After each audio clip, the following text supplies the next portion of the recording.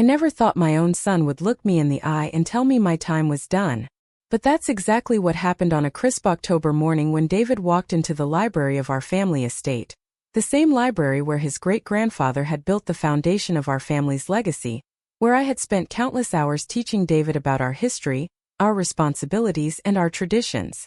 "Mom, we need to talk," he said, not even bothering to remove his expensive Italian leather shoes that clicked against the hardwood floors I had personally restored 20 years ago.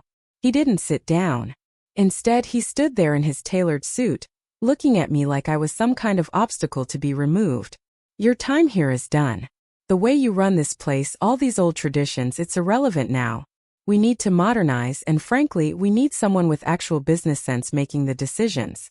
I felt something cold settle in my chest.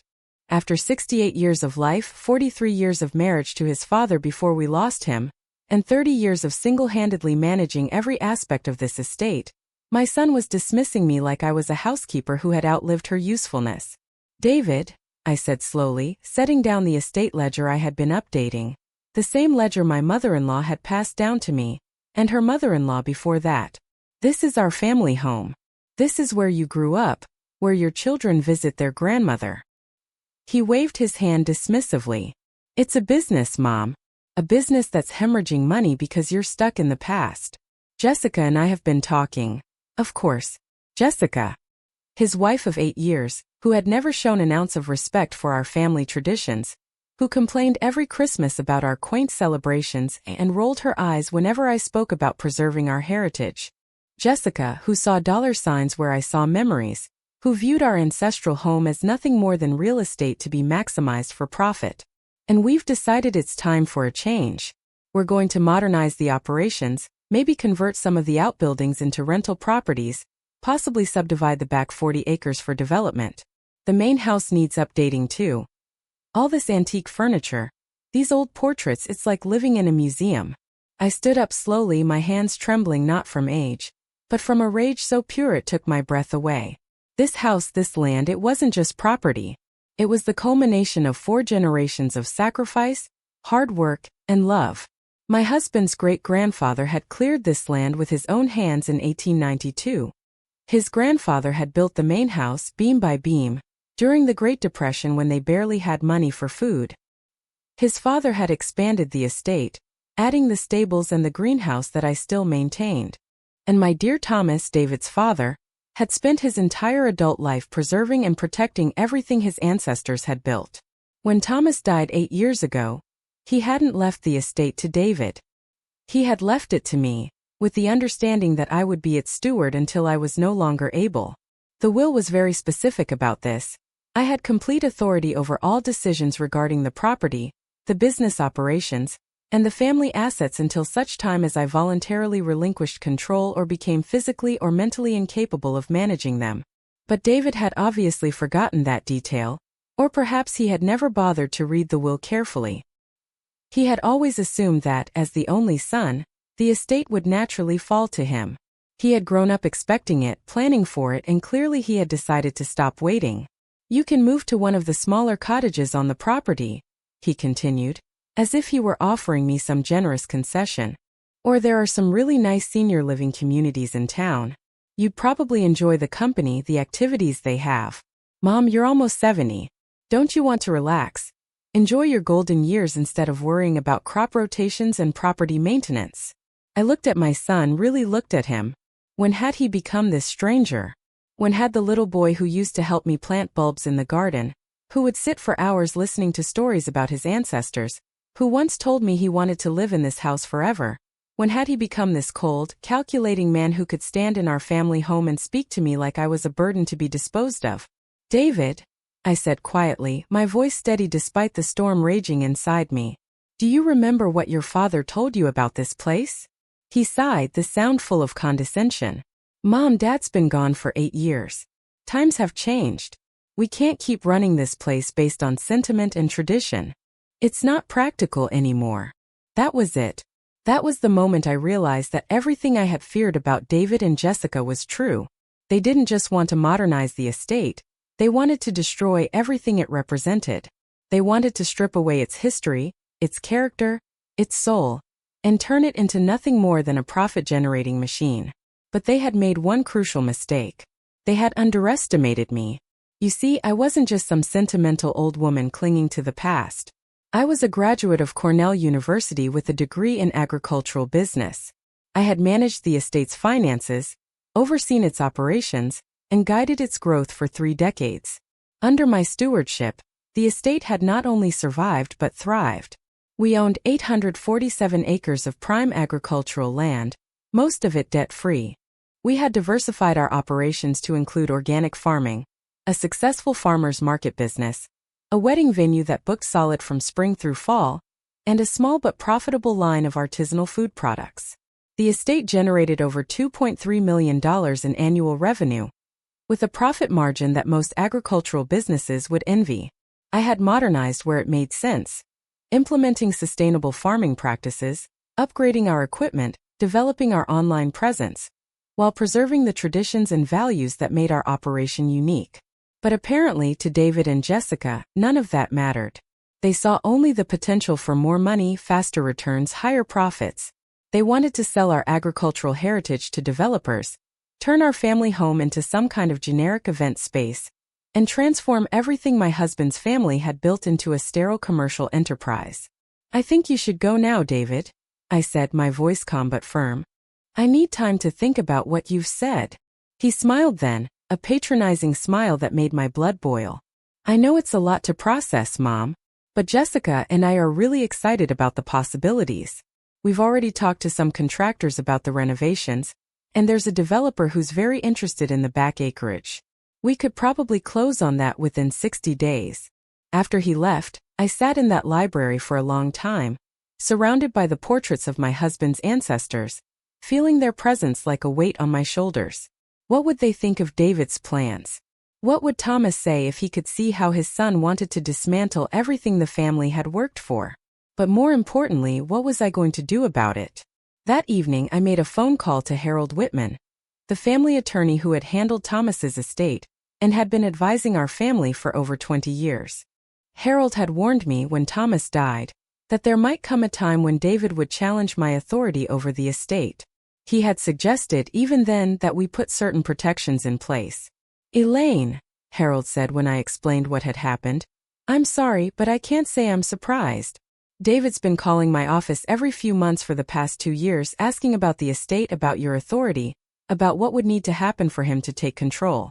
I've always told him the same thing, that the will is ironclad, and that you have complete discretion over the property until you choose otherwise. But what if he tries to have me declared incompetent or unfit?" I asked. It was a fear that had been gnawing at me since our conversation. "On what grounds?" Harold chuckled. "Elaine, you run a multi-million-dollar operation. Your books are immaculate, your business decisions are sound, your property is in excellent condition. Any judge would see that you're more than capable of managing your affairs. But..." He paused and I could hear papers rustling in the background. "But what, Harold?" "Well, if you're worried about David trying to force the issue, there are some steps we could take to ensure that your wishes are protected, regardless of what he might try to do.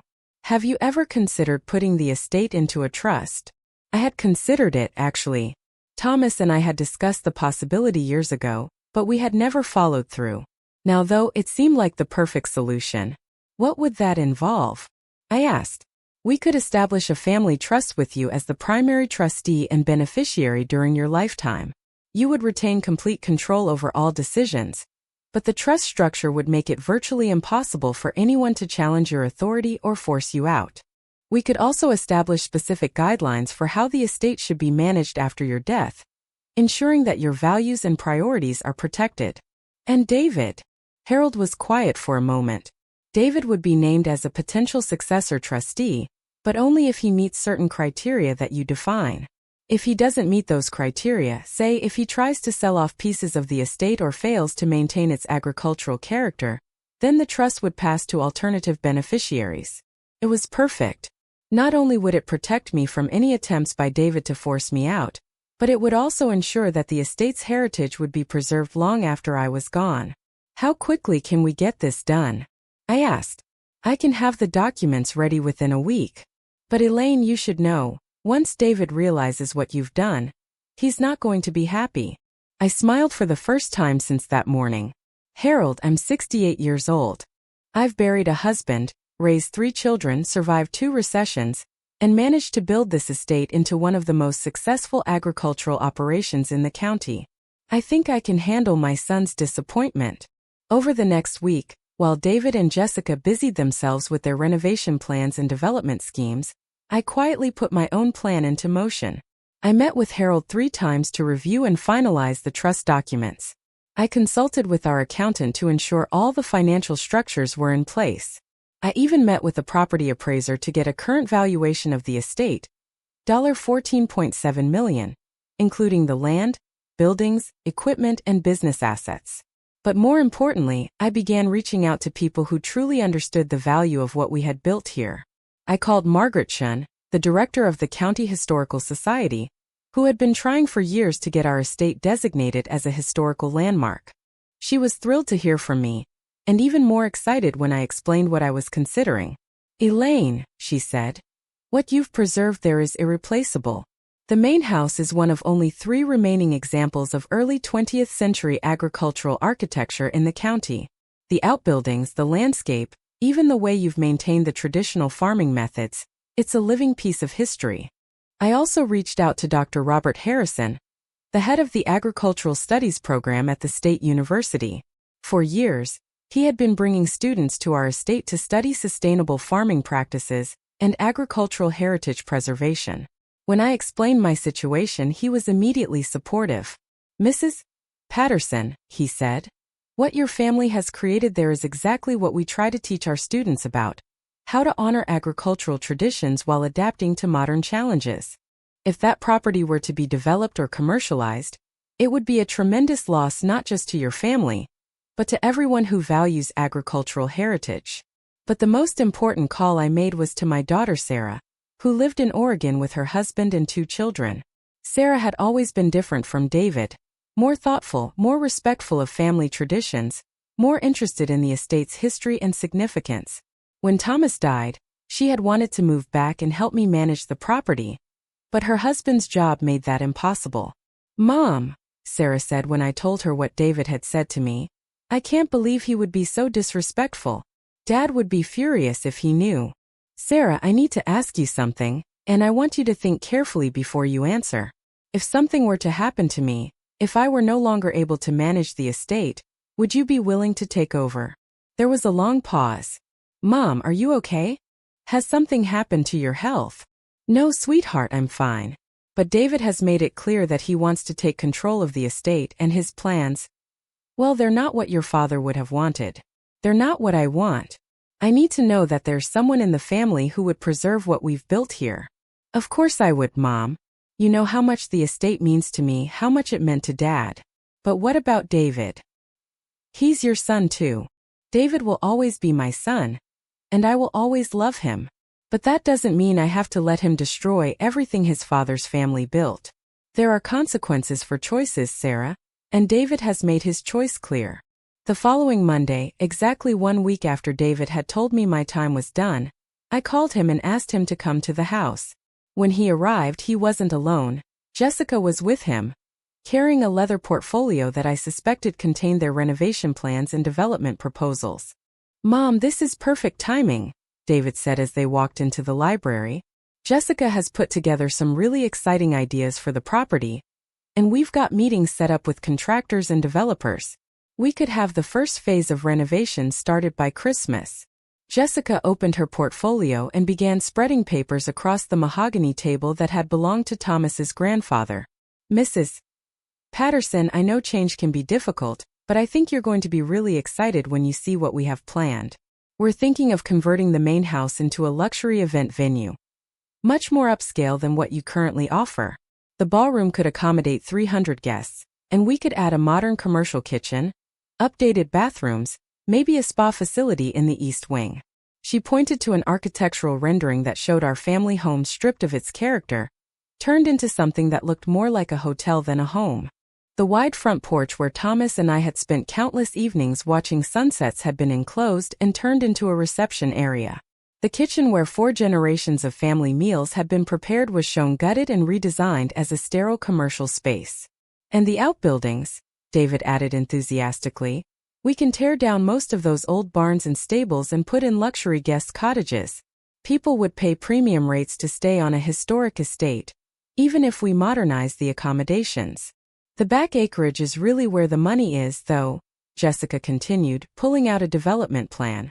We can subdivide it into 42-acre lots and market them as exclusive estate home sites.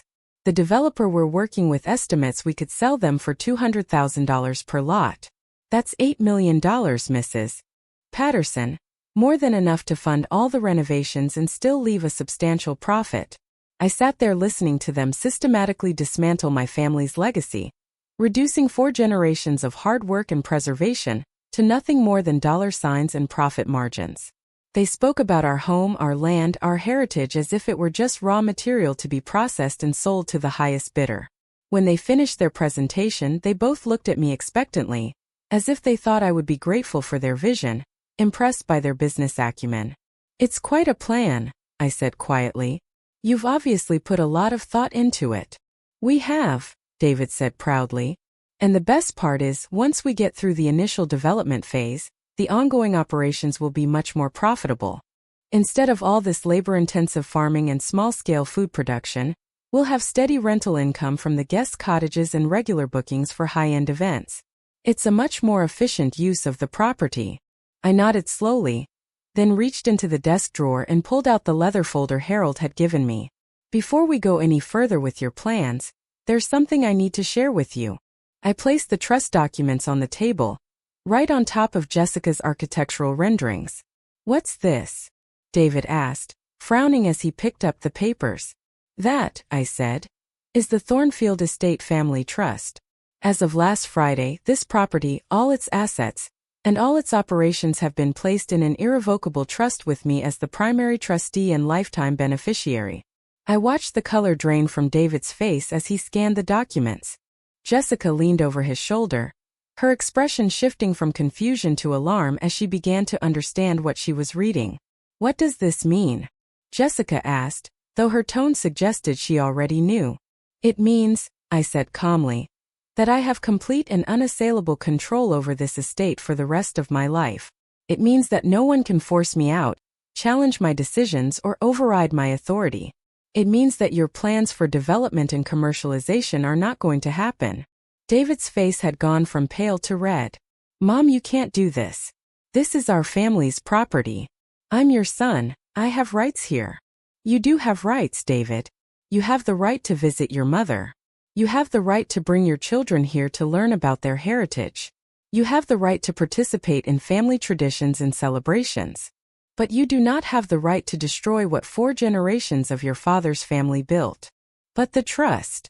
David was still scanning the documents, looking for some loophole, some way to contest what I had done. What happens when you're no longer able to manage things? I smiled then, and it wasn't a particularly warm smile. The trust has very specific provisions for succession. The next trustee must be someone who commits to preserving the agricultural character of the property, maintaining its historical integrity, and continuing the family traditions that have defined this estate for over a century. And if I agree to those conditions? David asked, though I could see in his eyes that he already knew the answer. David, 30 minutes ago you were showing me plans to tear down your great-grandfather's barns, sell off the land he cleared with his own hands, and turn your great-great-grandfather's home into a commercial venue. Do you really think I believe you would honor those conditions? The silence in the room was deafening. Jessica had closed her portfolio and was staring at me with undisguised hostility. David was still holding the trust documents, but his hands were shaking with rage. So who? He asked finally. Who gets it if not me? Sarah has agreed to serve as successor trustee if she meets the trust conditions. If she doesn't, or if she's unable to serve, then the trust will pass to a board of trustees including Margaret Chen from the Historical Society, Dr. Harrison from the University Agricultural Program, and Harold Whitman. They will ensure that the estate is preserved and operated in accordance with its historical and agricultural significance. Sarah. Jessica's voice was shrill. Sarah lives in Oregon. She doesn't know anything about running this place. Sarah has a master's degree in agricultural economics and 15 years of experience in sustainable farming operations, I replied calmly. She also has something that you and David apparently lack: respect for family heritage and an understanding of what this place represents. David stood up abruptly, the trust documents scattering across the table. I can't believe you would do this. After everything I've done for this family, after all the time I've spent helping you manage this place. David, I interrupted. When was the last time you actually helped me manage anything? When was the last time you spent more than an hour on this property without complaining about the inconvenience? When was the last time you showed any interest in our family's history or traditions beyond how much money they might be worth? He opened his mouth to respond, then closed it again, because we both knew the answer. It had been years since David had shown any genuine interest in the estate beyond its financial potential. He visited on holidays and special occasions, but he hadn't been an active participant in the day-to-day operations or decision-making for a long time. This is about more than money, David, I continued. This is about respect. This is about understanding that some things are more valuable than their market price. This is about recognizing that when you inherit something precious, you have a responsibility to preserve it for future generations. You're being ridiculous, Jessica said, finally finding her voice. It's just property, Mrs. Patterson. Old buildings and farmland. You can't eat sentiment, and you can't pay bills with tradition. I looked at my daughter-in-law, this woman who had married into our family 8 years ago but had never truly become part of it, and I felt a deep sadness.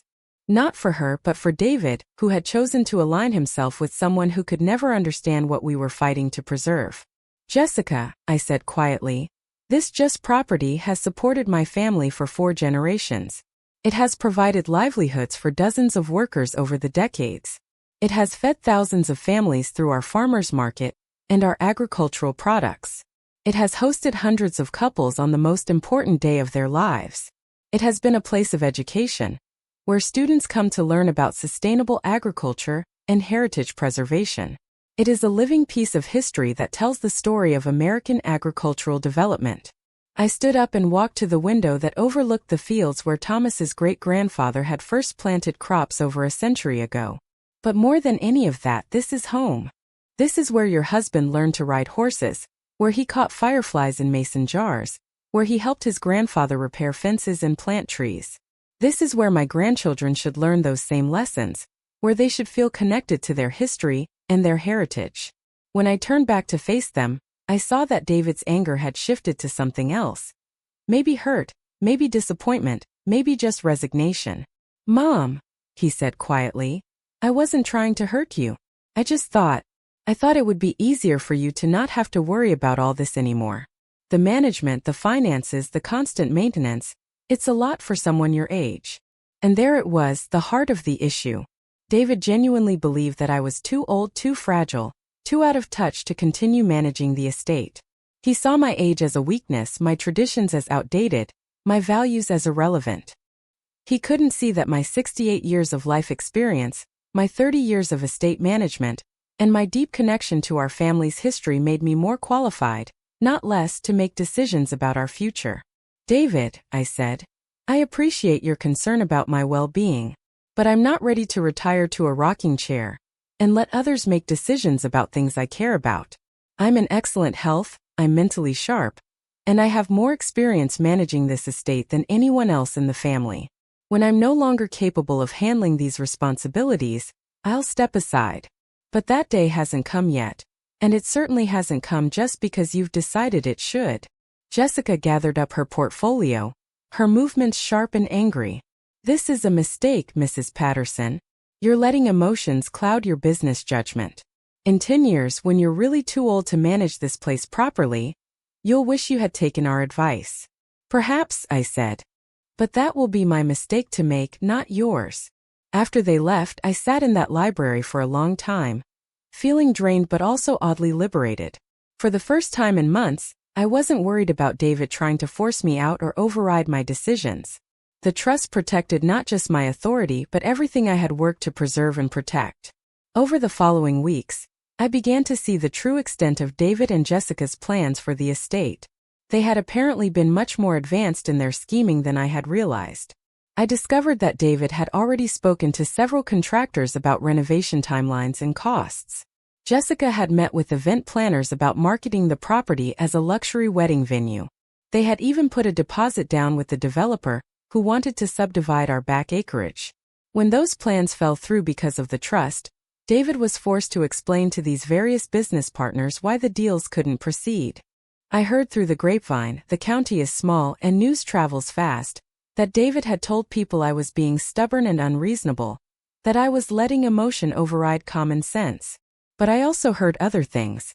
I heard that Margaret Chun had applied to have our estate designated as a county historical landmark, which would provide certain tax benefits and also legal protections against inappropriate development. I heard that Dr. Harrison was writing a grant proposal to establish our property as an official agricultural education center, which could provide additional funding for our operations while furthering our educational mission. Most importantly, I heard from Sarah, who called me every few days to check on how I was handling the situation with David. "Mom," she said during one of our conversations, "I've been thinking about what you said about taking over the estate someday. Would it help if I came out for a visit?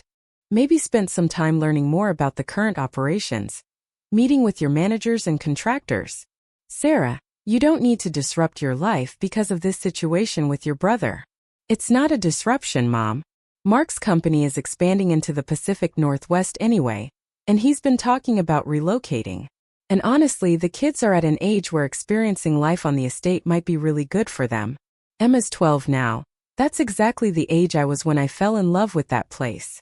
The idea of having Sarah and her family closer, of having my grandchildren grow up on the estate the way their parents had, filled me with a joy I hadn't felt since this whole ordeal began." "But what about David?" Sarah asked. "I don't want this to cause a permanent rift in the family. David will always be welcome here," I said. "This is his childhood home, his heritage too. But he needs to understand that love and respect can't be forced, and they certainly can't be bought. If he wants to be part of this family's future, he needs to show that he values what we've built here." Christmas was approaching, and traditionally, the entire family gathered at the estate for a week-long celebration. We would have a big dinner on Christmas Eve, attend midnight services at the little church where Thomas's grandparents were married, and spend Christmas Day exchanging gifts and sharing stories. The grandchildren would play in the same rooms where their parents had played, and we would all feel connected to something larger than ourselves. I wasn't sure if David and Jessica would come this year, given everything that had happened. Part of me hoped they would. I missed my son, and I wanted my grandchildren to continue experiencing these family traditions. But part of me dreaded the potential tension and conflict their presence might bring. 2 weeks before Christmas, David called. "Mom," he said, his voice carefully neutral, "Jessica and I have been talking, and we'd like to come for Christmas if that's okay with you." "Of course it's okay," I said immediately. "This is your home, David. You're always welcome here. I know things have been difficult between us lately, but it's Christmas, and the kids are excited about coming to the estate. Maybe we could put our disagreements aside for a few days." I agreed, though I wondered what David and Jessica had really discussed. Were they genuinely interested in reconciliation, or was this some new strategy to change my mind about the trust? Sarah and her family arrived 3 days before Christmas, and having them there transformed the entire atmosphere of the house. Emma and Michael, now 12 and 10, raced through the rooms with the same excitement their mother had shown at their age. They wanted to see everything, do everything, learn everything about the estate and their family history. "Grandma Elaine," Emma said as I showed her the portrait gallery in the main hallway, "tell me about this picture. Who is this lady?" "That's your great-great-grandmother, Eleanor Patterson. She came here as a young bride in 1895, when this house had only 4 rooms and no electricity or indoor plumbing. She helped build this place into what it is today." "Did she farm too?" "She did everything, sweetheart.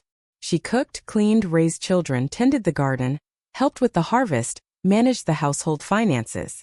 In those days, running a farm meant that everyone in the family had to contribute." Michael was fascinated by the old farming equipment we had preserved in one of the barns. "Grandma, how did they milk cows without electric milking machines?" I spent an hour showing him the old hand-operated equipment, explaining how much work it took to maintain a dairy operation before modern technology. He was amazed by the physical effort required and impressed by his ancestors' ingenuity and determination. Sarah watched these interactions with a smile that reminded me so much of Thomas. She understood what I had been fighting to preserve. Not just buildings and land, but connections, stories, values that could only be passed down through personal experience. "Mom," she said as we prepared dinner together on Christmas Eve, "I've been thinking about your offer. About possibly moving back here permanently." "Oh, Sarah, I don't want you to feel pressured." "I don't feel pressured. I feel excited. Mark's been offered a position with a company in the state capital, which is only 90 minutes from here. We could live on the estate and he could commute, or we could build a house on the property, maybe on that lovely rise overlooking the pond."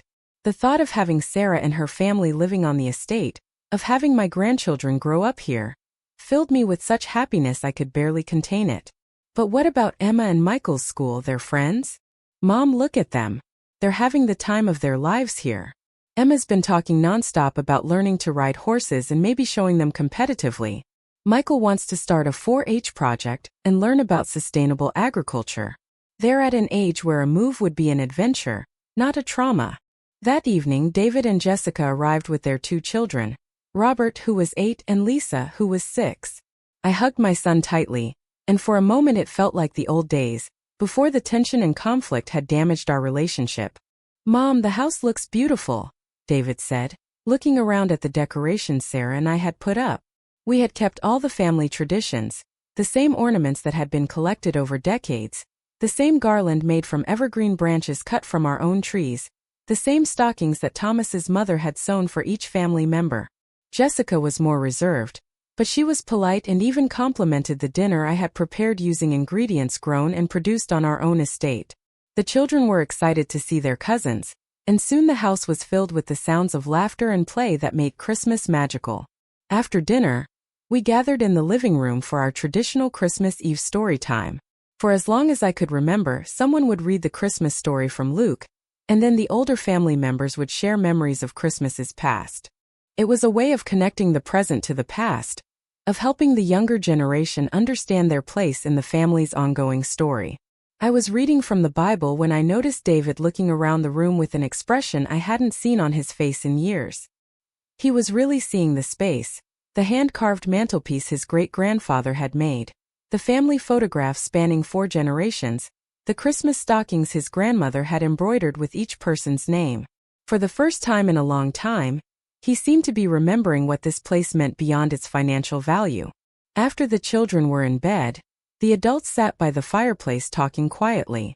Sarah was telling stories about Emma and Michael's excitement about possibly moving to the estate, and I could see David listening intently. "Sarah," he said finally, "are you really thinking about moving back here permanently?" "We're more than thinking about it," Sarah replied. "We're planning on it. Mark's already accepted the job offer, and we're hoping to be settled here by spring." David was quiet for a long moment. "I have to admit I'm surprised. I mean, I know you love this place, but I thought you were happy in Oregon." "We are happy in Oregon," Sarah said, "but we're ready for something different, something that offers the kids more connection to their heritage and their extended family. And honestly, David, after what happened with you and Mom earlier this year, I realized how important it is to have family members who understand and appreciate what this place represents." I saw Jessica stiffen at that comment, but David just nodded thoughtfully. "Mom," he said, turning to me, "I owe you an apology. Not just for what I said to you in October, but for not understanding what you've been trying to preserve here. Being here tonight, seeing the kids so excited about their family history, watching you and Sarah work together in the kitchen using recipes that have been passed down for generations. I think I lost sight of what really matters." I felt tears pricking my eyes. "David, you don't need to." "Yes, I do. I got so focused on profit margins and development potential that I forgot this isn't just a business. It's our family's legacy. It's where our children learn who they are and where they come from. And you're not just the current owner. You're the keeper of all that history and tradition." Jessica looked uncomfortable, but she didn't say anything. I wondered if she was beginning to understand, or if she was just recognizing that her plans for transforming the estate were never going to happen. I still think there are ways we could improve the operations, David continued. But I realize now that any changes need to respect what's already here, not replace it. Over the next few days, I watched David reconnect with the estate in ways I hadn't seen since he was a teenager. He spent time in the barns, talking to our farm manager about our sustainable agriculture practices. He walked the fields with me, listening as I explained our crop rotation strategies and our plans for expanding our organic certification. He even helped Sarah teach the children some of the family traditions that had been part of Christmas at the estate for generations.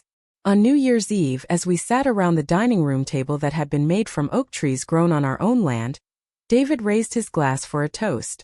To Mom, he said, looking directly at me, for having the wisdom and courage to protect what matters most, and for teaching us that some things are more valuable than money. It was Sarah who asked the question that had been on my mind for weeks. David, what made you change your mind? I mean, I'm grateful that you did, but I'm curious about what shifted for you. David was quiet for a moment, looking around the table at his children, his sister's children, his mother who had fought so hard to preserve their heritage. I think, he said finally, I got caught up in Jessica's vision of what this place could become, and I lost sight of what it already was. I started thinking about the estate as just an asset to be optimized instead of a home to be cherished.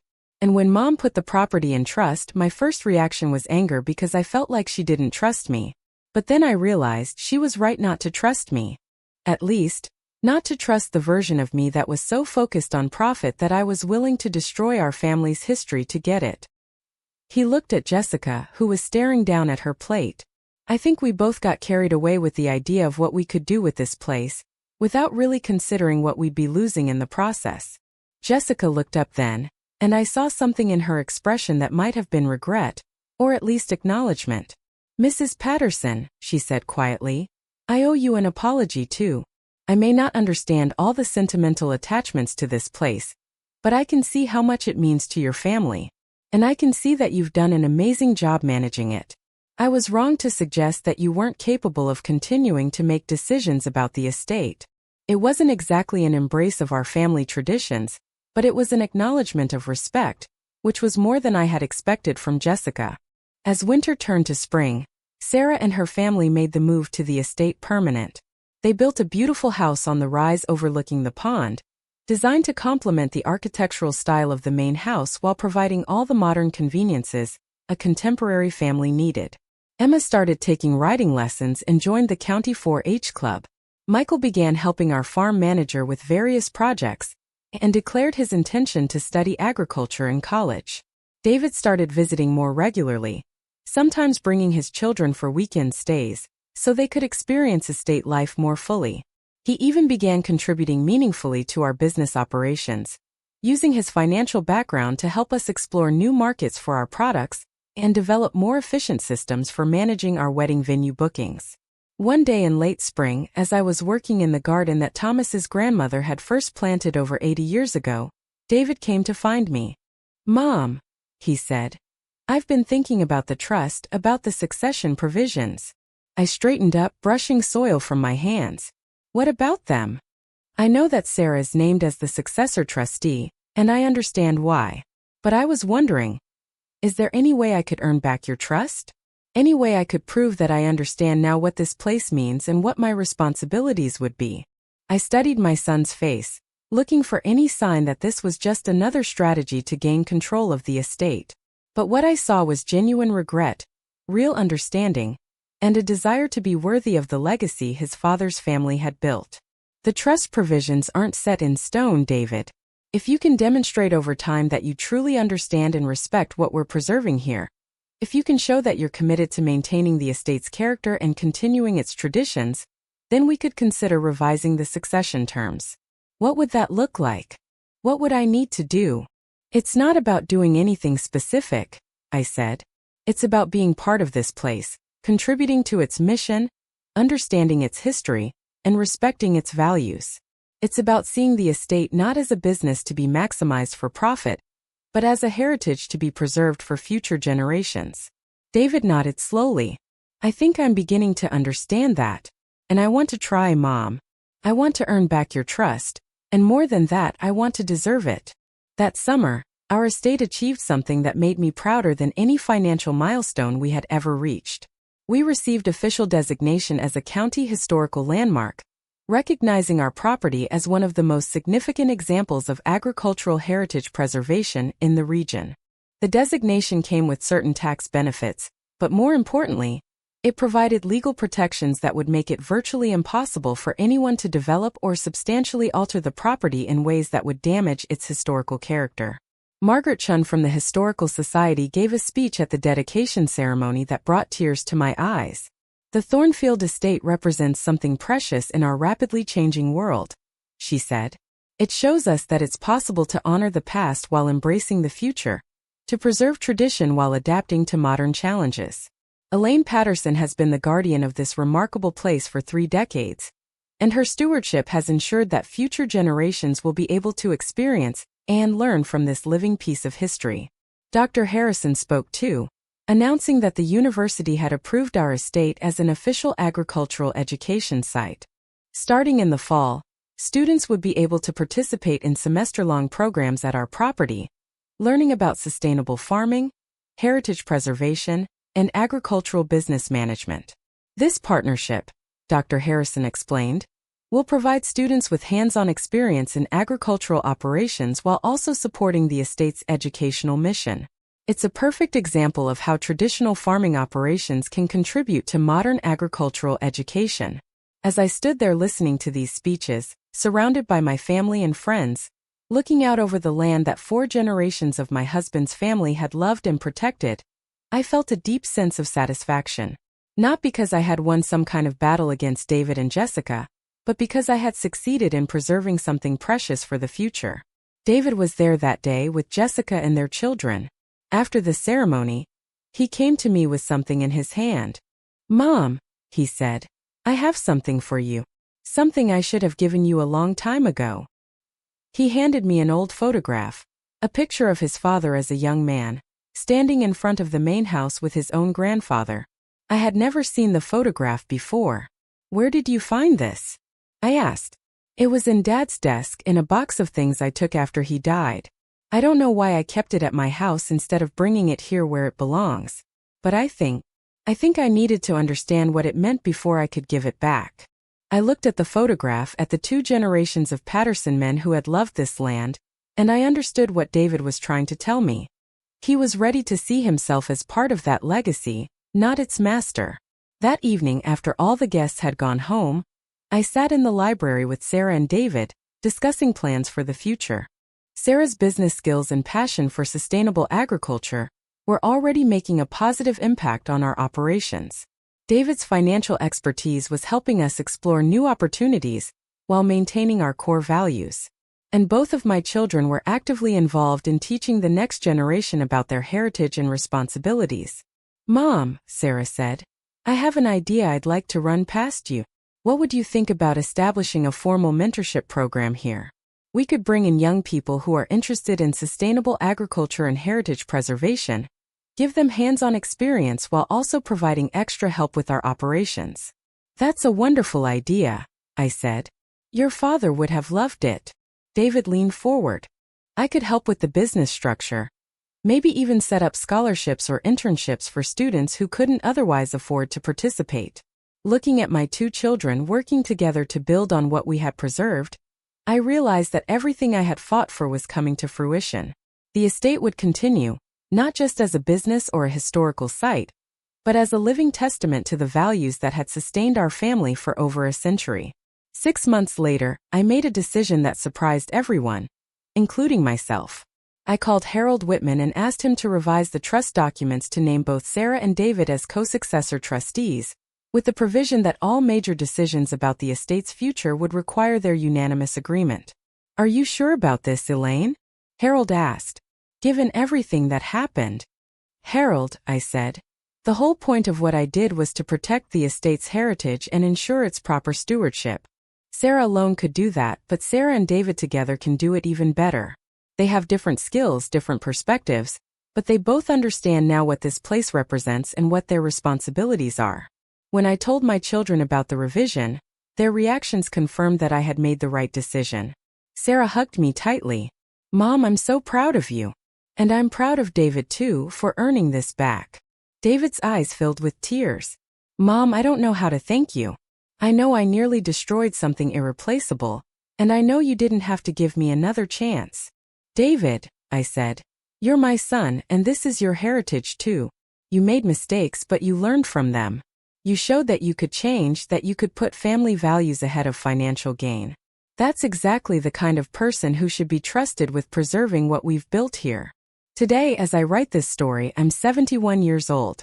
I'm still the primary trustee of the Thornfield estate, still actively involved in its day-to-day operations, still passionate about preserving our family's agricultural heritage.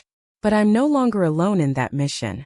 Sarah lives on the estate with her family, managing our sustainable agriculture programs and our educational partnerships. David visits regularly, contributing his business expertise and helping us explore new ways to ensure the estate's long-term financial sustainability. Emma is 16 now and has become quite an accomplished equestrian, representing our county in regional competitions. Michael is 14 and has started his own organic vegetable operation on a small corner of our land, selling his produce at the farmer's market and using the profits to fund his college savings. The estate is thriving in ways I never could have imagined when David first told me my time was done.